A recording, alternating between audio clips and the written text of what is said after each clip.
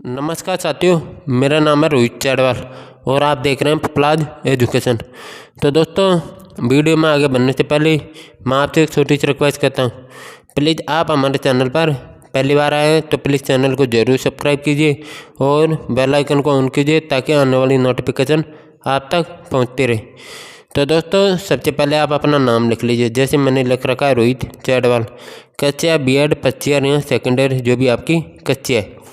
विषय सामाजिक अध्ययन, प्रकरण लोकतंत्रात्मक। दिनांक में आप लिख लीजिएगा जिस दिन आप स्कूल या कॉलेज में आप प्रस्तावना कौशल पढ़ाओगे उस दिन के आप इसमें दिनांक लिख लीजिएगा।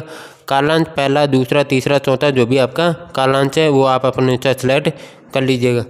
कक्षा 9, समय 5 से 7 मिनट। तो दोस्तों, प्रस्तावना कौशल का जो समय होता है वो 5 से 7 मिनट का ही होता है, इस बात का विशेष ध्यान रखिएगा। क्रम संख्या के अंतर्गत हम प्रश्नों की क्रम संख्या लिख देंगे।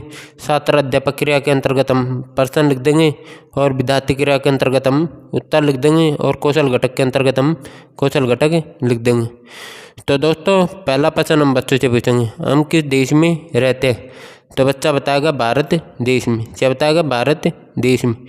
दूसरा प्रश्न हम बच्चों से पूछेंगे, भारत देश में शासन का संचालन किसके आधार पर होता है? भारत देश में शासन का संचालन किसके आधार पर होता है? तो बच्चा बताएगा संविधान के आधार पर। क्या बताएगा? संविधान के आधार पर। तीसरा प्रश्न हम बच्चों से पूछेंगे, सबसे बड़ा एवं लिखित संविधान किस देश का है? सबसे बड़ा एवं लिखित संविधान किस देश का है? तो बच्चा बताएगा भारत का। क्या बताएगा? भारत का। चौथा प्रश्न हम बच्चों से पूछेंगे, भारत की शासन व्यवस्था कैसी है? भारत की शासन व्यवस्था कैसी है? तो बच्चा बताएगा लोकतंत्रात्मक। क्या बताएगा? लोकतंत्रात्मक। पांचवा प्रश्न हम बच्चों से पूछेंगे, लोकतंत्रात्मक के बारे में आप क्या जानते हैं?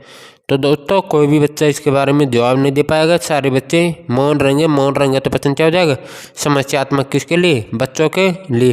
तो हम इसमें क्या लिखेंगे? समस्यात्मक ही लिखेंगे। फिर दोस्तों, आपको उद्देश्य कथन लगाकर आपको लिखना है। अच्छा, तो बच्चों, आज हम लोकतंत्रात्मक के बारे में विस्तार पूर्वक अध्ययन करेंगे। क्या करेंगे? अध्ययन। किसके बारे में? लोकतंत्रात्मक के बारे में। तो दोस्तों, वहाँ पर जगह खाली नहीं थी, इसलिए मैंने प्रस्तावना कौशल आपको लास्ट में बता रहा हूँ, आप यहाँ से लिख लेना। प्रस्तावना कौशल के कौशल घटक। तो दोस्तों, आपको प्रस्तावना कौशल के कौशल घटक आपको कैसे लिखना है? प्रश्न लिख रखे हैं और कौशल घटक। जो पहला प्रश्न है उसके सामने आप लिख लीजिएगा पूर्व ज्ञान का उपयोग। दूसरे प्रश्न के सामने आप लिख लीजिएगा क्रमबद्धता। तीसरे प्रश्न के सामने आप लिख लीजिएगा उचित युक्ति का उपयोग। चौथे प्रश्न के सामने आप लिख लीजिएगा विद्यार्थी के उत्तरों का उपयोग। पांचवें प्रश्न के सामने आप लिख लीजिएगा प्रस्तावना की अवधि। तो दोस्तों, इस प्रकार से आप इस प्रस्तावना कौशल को आप प्रश्नों के सामने आप लिख लीजिएगा। तो दोस्तों, आशा करता हूँ, उम्मीद करता हूँ आपको ये वीडियो बहुत अच्छी लगी होगी। तो प्लीज़ चैनल को सब्सक्राइब कीजिए और बेल आइकन को ऑन कीजिए ताकि आने वाली नोटिफिकेशन आप तक पहुंचती रहे। जब तक के लिए जय हिंद, जय भारत। फिर मिलते हैं हम आपसे नेक्स्ट वीडियो के साथ में।